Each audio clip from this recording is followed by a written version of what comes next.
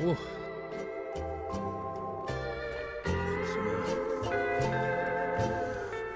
It's boiling. Oh. Hot day at the beach.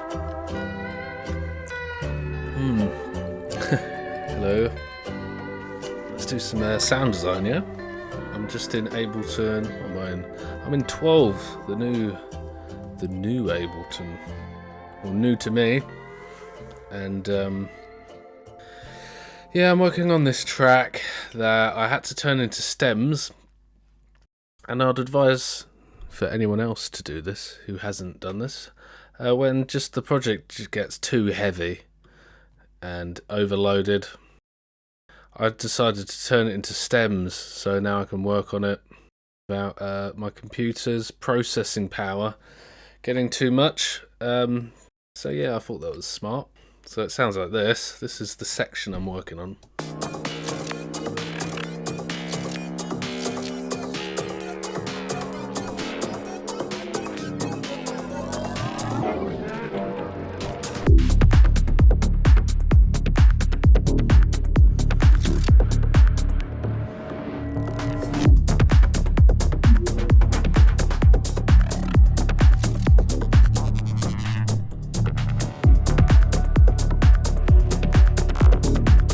Yeah, that's what I'm going for. Did this little sound in a wavetable, which was quite fun. It's little stabby hits. But yeah, there's a few things in Ableton 12 I haven't checked out yet. So I thought I'd do it live. Well, not live, in a record and show you guys. So what we got in here? Meld. Okay, I've not used that. Or Granulator III. Let's have a look at Granulator III. We'll start with that.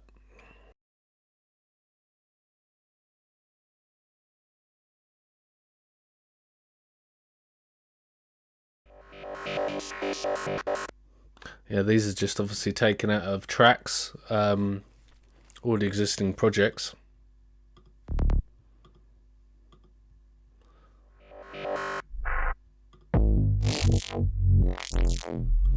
Okay, let's take that. It's kind of like a respace I must have made.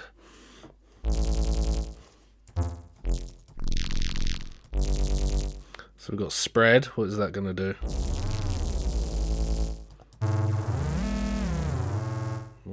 I'm liking that already. Already sounding crazy. Slow.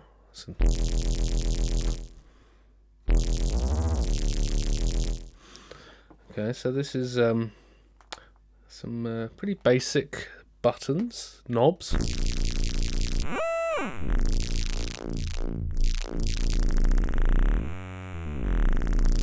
Grain size, position, this will just move it around the sample.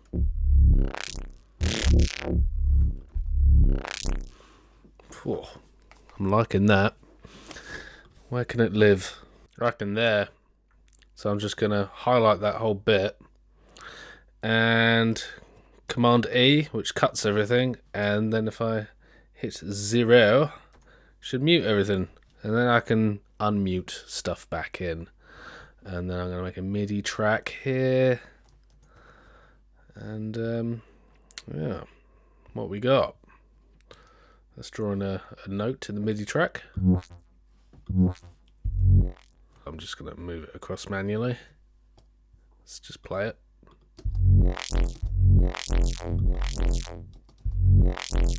Let's see what it sounds like a bit lower.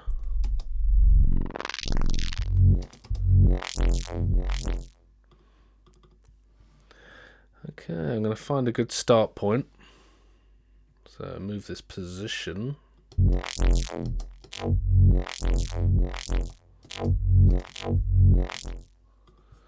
Right, now let's zoom in here. We've got this little red line that's come up, which indicates what parameter I'm on. So grain delay. I think I'm going to do some kind of grain delay change here. And then I might start the note again. Start the sample sequence again. So I'm pretty sure I'd have to do that in order for that to happen. Something like this. Let's what else have I got here? Spread. Maybe I can turn up the spread as it goes into the second note. Like it, like it. Scan. What is scan about? Let's apply a bit of the scan.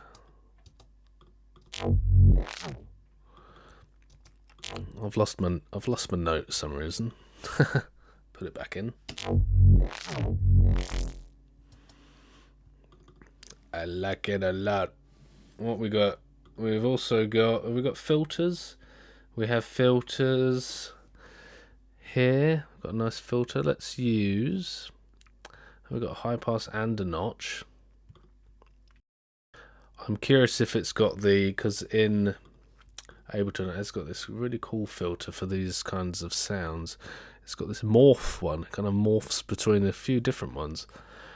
I'm just not sure if it has morph there.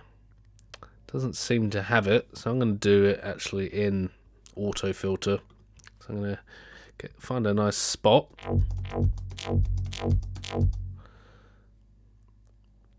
And then I'm going to morph it. So maybe here it's going to go into a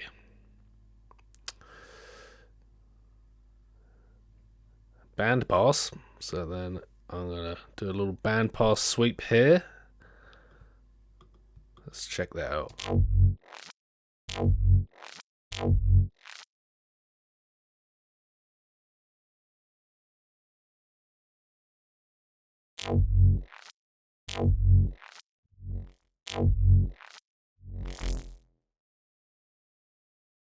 Let's make it quicker.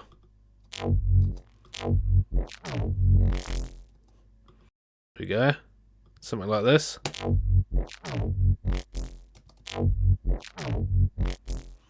Maybe a bit slower on the second one.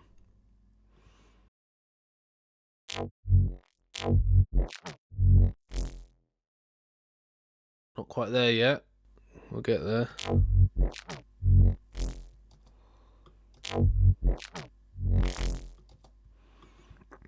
Maybe another filter sweep, kind of like something like this.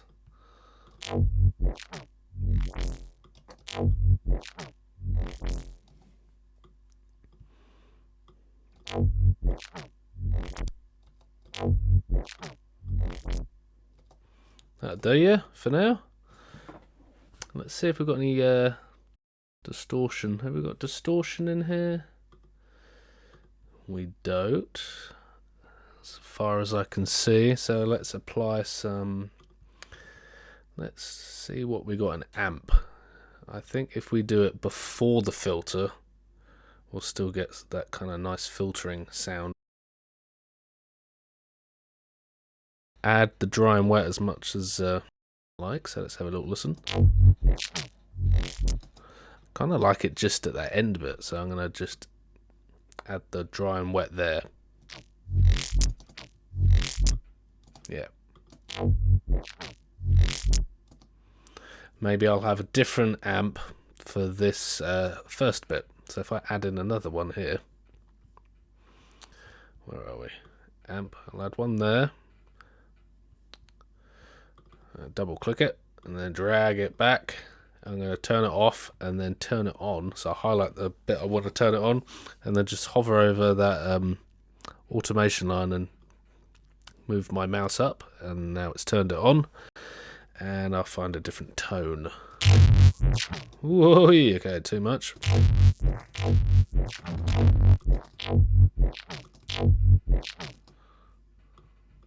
going to turn the treble up, bass down. Alright, now I'm going to flatten that. So I'm going to freeze it by right clicking, and I'm going to go freeze track. I'm trying to look over my microphone's balancing on my monitor there, which you can't see. Right, frozen. You're going to flatten it. There we go. Look at that, made our own little sample. So, I'm just going to listen to it in context with the track, and then figure out what I'm going to do with it.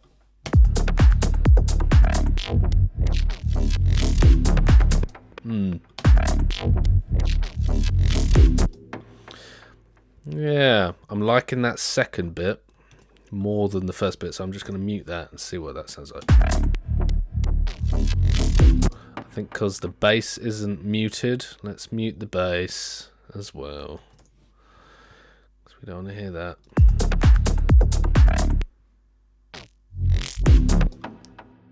So we've got a bit of Reese in there as well.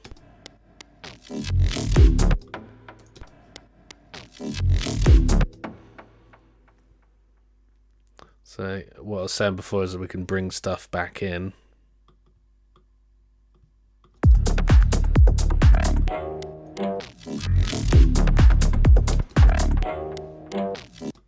There we go. That kind of works. It's got a kind of call and response thing going on. Might just fade that bit.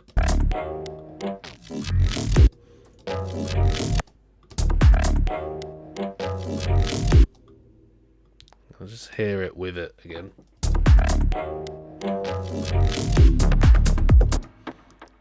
Yeah, I quite like the way it stops. Yeah, quite like that.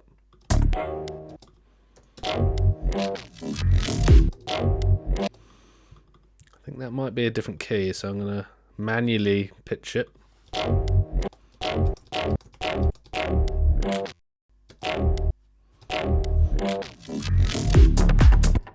think that's right. Maybe duplicate this and reverse this into that, possibly. See what it sounds like. Yeah, it's quite nice techie. Okay, let's see how we can kind of just pump it up a bit, like make it a bit more stereo. So got this wonderful effect in here called let me find, it's not called it is called, I can just type in here, VSM3. You might have heard me talking about it before. It's quite cool. So yeah, crusher here and a crusher here. Both do different things. This one's on the second harmonic, this one's on the third, so really good for bass sounds. I don't usually have it on the full track. Maybe I'll have one on the high mid and one on the low, and then level is basically like gain, drive is the amount of distortion you want. So yeah, let's dial it in, and this THD mix, that's basically dry wet. So let's just have a little listen. Where are you? Where are you? There it is.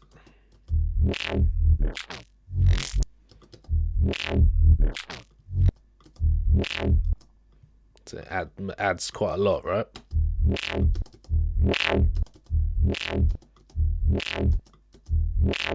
Sounds like a panther or a cheetah or something, some kind of cat. Yeah, okay, Q. Right, EQ, let's go Q3. Actually, for the sake of Ableton, let's not use Fab Filter. Just want to show you that you can also do a mid-side EQ in Ableton one. It's just as good. So that's in the wrong one. There it goes here. Because obviously I've increased the mids quite a bit, so you can just dull down the mid sides here.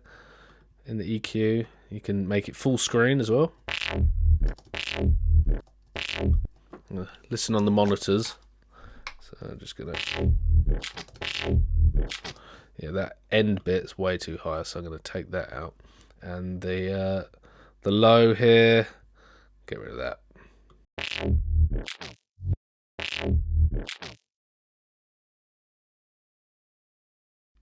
Yeah, you can also do some of your own like manual filtering with the EQ, which is quite nice. So maybe I'll take this and kind of move it around like that, or do a notch. That's quite a classic thing to do for these kinds of sounds. Maybe do a notch like this, and then here's your frequency. You just move it around. Maybe it just needs to move around there a little bit, and then that in this bit. Let's do a few little water motions. Cute, cute, cute, cute, cute. Excellent. And get rid of that little clip at the end, just with the fade. I also will put on, let's do a serum effects, because there's some grand effects in here, such as this dimension thing. Bit of that. Yeah, cool. Little bit of delay, just a smidge, just a sniggly bit. Maybe ping pong. So that's too much.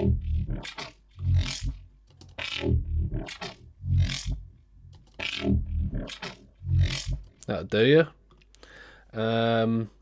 I quite like a little bit of reverb as well, just so it kind of sits in the mix a bit better. Also takes it out the front of the mix, puts it a little bit in the back, kind of bleeds it in a bit. I quite like the Valhalla reverb for basically everything, but I'm just going to put in a real small bit in.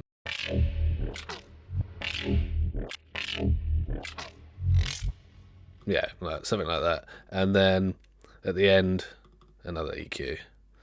Just as precaution. Actually, before I do that, I'll put on a glue compressor right at the end, just to glue it all together. There we go.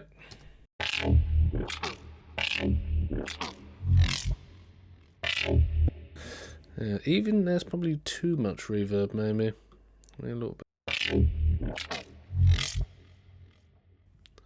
Right, let's have a listen with the track.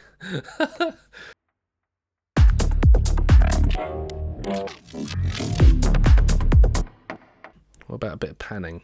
So we can go from one. So it can go from. So if I click here, yeah, as you can see, you can pan where it says C here. I'll click that, and then automation line comes up. I think I'll just go from right. I'll go from left to right, yeah, and then back to the center. And maybe also on the start point, maybe come from the right. So kind of like a bit of that. Yeah, there you go. It kind of gives it, spaces it out a bit. It's not so flappy. There's also a really cool effect that I've only really just started using on Ableton, the phaser flanger. This is quite nice. I'm going to put it before the EQ. Let's just have a little listen. I'm going to turn the warmth up a bit, and just 24%. Maybe I can turn it up. Maybe it starts at 20 something, and then we can go full whack at the end, because it'll pick up all those highs and phaser them, give them a nice phasering.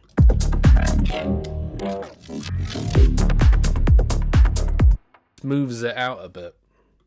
So let's have just a little listen what I've done. One other thing I'd do, just for just to kind of fill it in.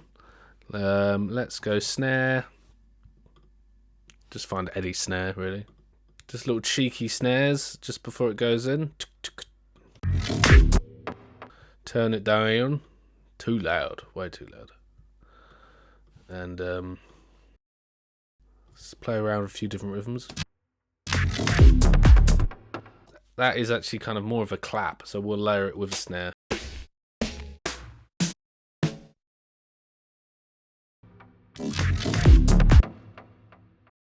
By adding these snares here,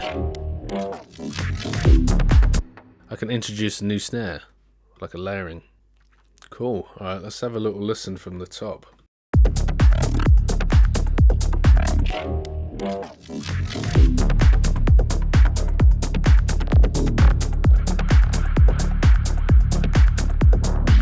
Yeah, cool. I like how that little break and that snare fill kind of introduced that that snare layer. Yeah, really cool synth, Granulator III, or sampler, may I say.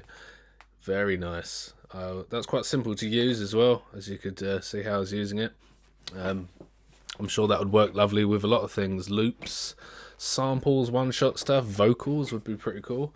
Yeah, it's kind of almost using the granular capabilities of the audio processing in Ableton in an instrument. So it kind of makes it a little bit more idiot-proof if you're not used to doing like kind of the, for example, if I click in here, you have all the same kind of things here in repitch and texture. Where we got texture here, you got the grain size, so you can do very similar stuff in the actual clips themselves, but this kind of just allows it to be done within an instrument, which is nice and clean and tidy. And then you could even go into that whole process once you've bounced it down. Alright, that takes us to the end of the video. Thank you for watching. If you want to see more things Ableton Live, it is my door of choice, so please let me know in the comments section below what kind of thing you would like to see me do next. Also, you can head over to my Beacons AI landing page. I will include a link in the description, and there you can book one-on-one lessons with me. I also offer other music production services like mixing and track feedback. You can also get my course on sound design, which was a part of the Xenon Education Suite, and in this course it will be my module on sound design. So head over to that link and get all that good stuff. In the meantime, take care and happy producing.